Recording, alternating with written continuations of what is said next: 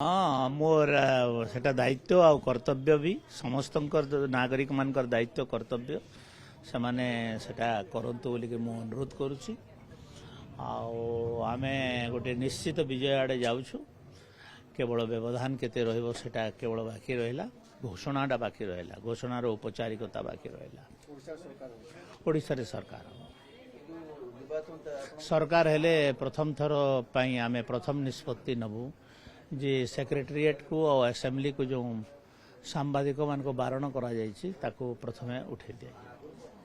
प्रचार अभियान चलला जे प्रातिपद घोषणा परठारु आपन को ना घोषणा पर केमि चलथला पर से समय लाइफस्टाइल सफल केते हां मो उठुतली मु तो सब दिन 6टा रे उठे जिम जाए किंतु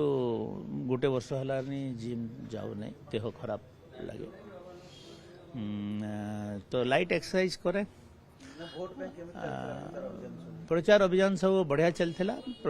सका उठिक मेनली कर्मी सम्मेलनी कर्मी meeting door to door approach ये सब कथा करूली एवं 4टा पर मास मीटिंग सब गुड़ाक योगदान करूली